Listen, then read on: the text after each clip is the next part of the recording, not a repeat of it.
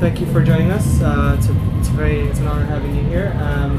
We've heard a lot of good things about Lord of Shadows 2, and now we got to finally see the gameplay in action. Yep. Last year, I think you just revealed like a CG trailer kind of thing. That's right. And now we actually got to see the game in action, and you changed and updated a lot of things. Most notably is the camera. Now it's no longer a fixed camera; it's a rotating camera. That's right. And it seems that there is more emphasis on a variety of weapons, if I'm not mistaken, because in the previous game, before he became Dracula, it was Gabriel. He had a whip, and it had different kind of powers. So in this, we saw a sword. Can we expect to see any kinds of other different weapons? Or? In this game, we have three main weapons, which is the blood whip, which is a whip that Dracula can summon through magic. We have the void sword, which is void sword is how Dracula recoups health during combat. We have the chaos claws, which is how Dracula breaks down enemy defenses. You may have noticed in the demo some enemies had shields. Like and some statue gave Dracula some powers. Well, that's something for later on. Okay.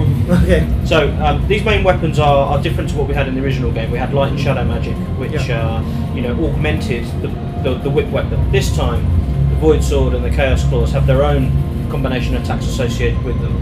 And these particular weapons, serve a role within the game that light and shadow magic didn't before. Okay.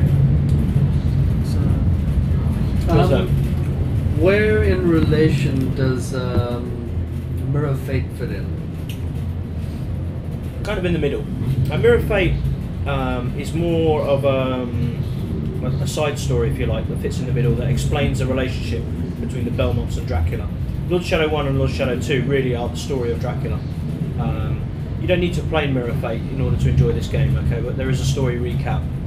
But it provides a deeper experience for you if you've played that game. Mirror of Fate, as you know, takes place after Lord of Shadow 1, but Lord of Shadow 2 takes place in present day. So pretty much from the end of the epilogue, we pick up from there with Lord of Shadow 2. So what might confuse you is the demo looks like it takes place in the past, and it does. It's a flashback to when Dracula was all powerful. And we show you Dracula, with some of the toys that you're going to get in the game later on. We allow you to try him out, and then we take it all away, and then you start in the present day. That's basically how the game starts. So we'll get to see exactly how Gabriel becomes Dracula in a sense. That will be recapped throughout the beginning of the game, yes. The next question is regarding characters. Now, obviously, Castlevania now is a big franchise.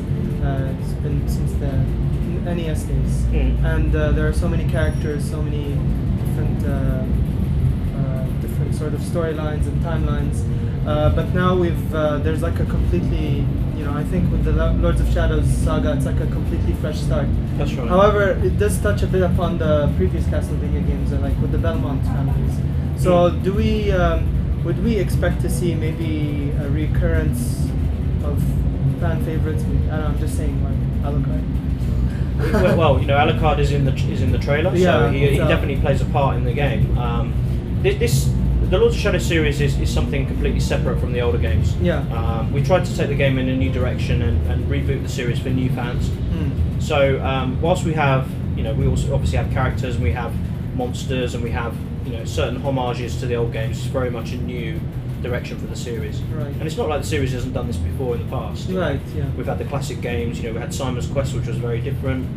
We've had the N64 games, which were very different again. We've had the PS2 titles. We've had the Metroidvania style games. We've had a fighting game, and we have the Lord of Shadow series. So I think the secret to Castlevania's longevity is that it has changed over the years into different things. It's kind of evolved, and it's not been afraid to stick to the same formula. Okay.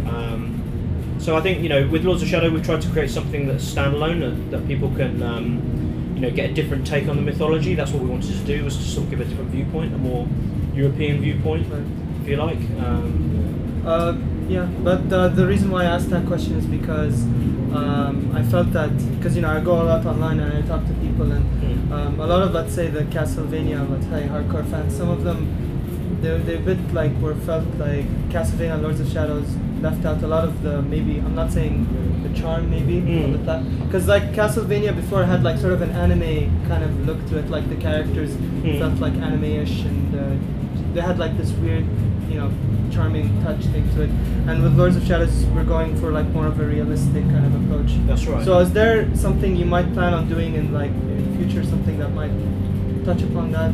The thing is that if you think about it, it doesn't make much sense to expect from a Western developer an Eastern approach to anything. I mean, Japanese video games are made from a completely different cultural perspective, so they see everything differently from us, and this is fantastic because this means that we gamers have different, approaches to same stories or to same mythologies. So MercurySteam, being a Western developer, treats subjects in a different way than Japanese, and we wouldn't have been able to treat the Castlevania mythology the same way because we simply lack, the taste and how they see things. Yeah. And the other way around Exactly. is also true. I mean, they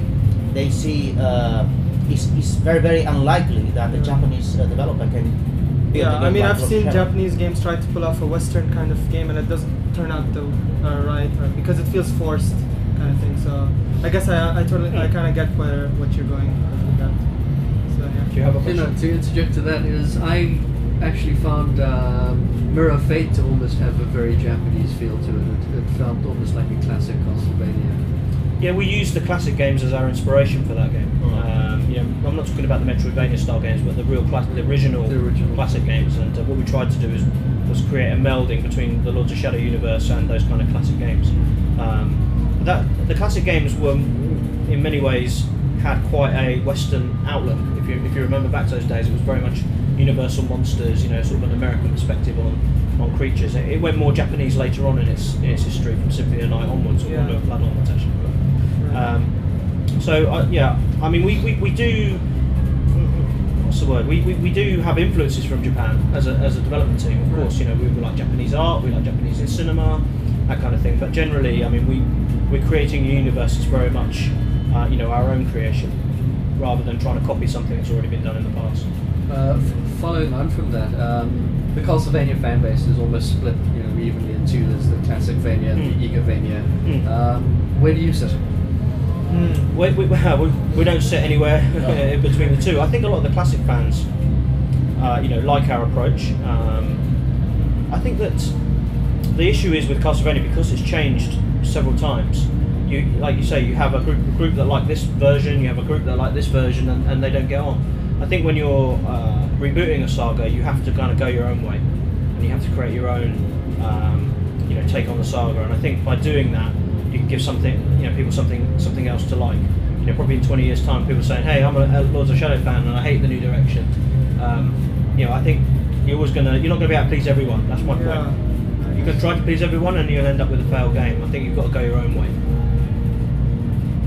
I noticed something about the Lords of Shadows logo. It has a very distinct, how should I say, dragon kind of thing. Because you didn't have that in the previous one. And are we touching upon maybe the fact that Dracula might transform into creatures in this game?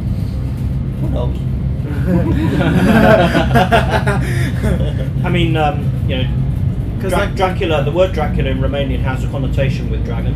Yeah. So we use the dragon as a metaphor. Okay. Because like in Symphony of the Night, like in previous Castlevania games, you could transform to like a bat or something, and that's because he had like vampire like powers, like mist, stuff like that. Would we see those sort of like transformations in this game? Or? Well, I mean, Dracula is a prince of darkness. Yeah. So he has a lot of powers. I'm assuming. Okay. Your turn. Well, possibly the last thing from me. Because you're trying to appeal to different people, what would you say are the essential things We're to not. put into? You're wrong. You're wrong. Yeah, we're trying to appeal to fans of Lords of Shadow. Okay.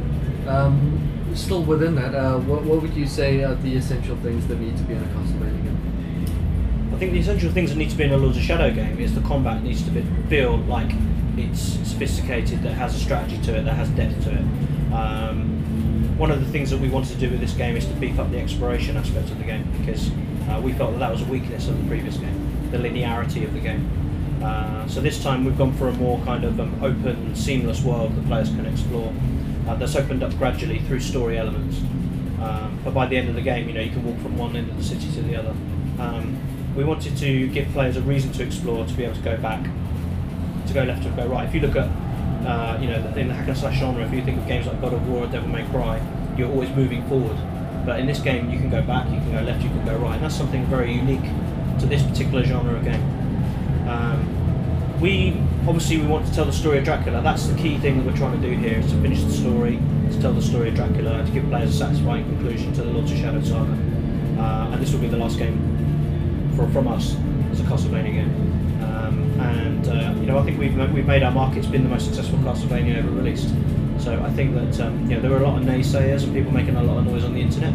But at the end of the day, sales don't lie, and this is the biggest selling game we've ever had. And that's why we've got to do a sequel. And what we need to do is deliver upon the promise that we had in the epilogue of the last game. We need to deliver that to expectation.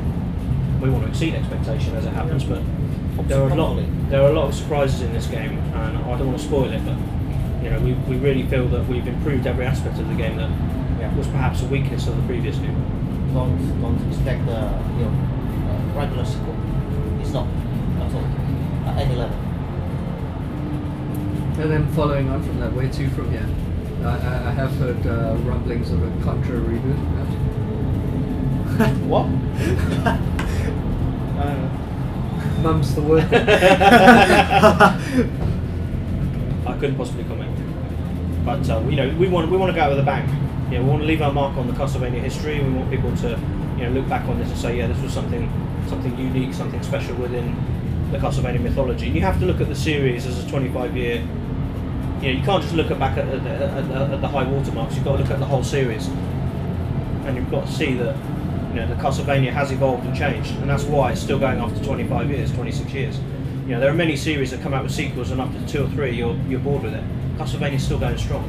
In fact, it's stronger than it's ever been, and I think it's got many years to come, and someone else is going to bring their vision to it after we've done, and it's going to evolve again. I just have one last question. Sure. Now that's very interesting. You guys did the whole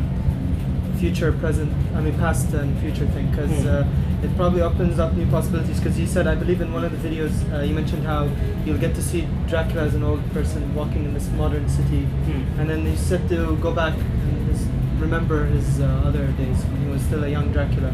So will there be anything like, I don't know, I know it's probably a wild guess, but would there be anything related to, let's say, time travel, like if something happens in the past it affects the future level design? Not really, no. I mean, the game takes place in present day. Okay. The whole game takes place in present day in one night. Okay. Okay. What you see at the beginning of the game is something from the past, but you will basically take place in the present day. But you can travel to the castle, and in the castle, be careful what I say, right? Okay. In the castle, there will be paintings, and you'll jump through those paintings. You said that. This is difficult for us to disclose, because we would like to tell you, but we will be spoiling a lot, and we don't want that. Because, we don't want that either. Okay. No, we don't want that, because all right. You need to be with an open mind, right? And enjoy the surprises we created. So I'm afraid that it's okay. I get it. Don't worry. But no, thank you very much. Any more questions? No, I guess that's good. We're good?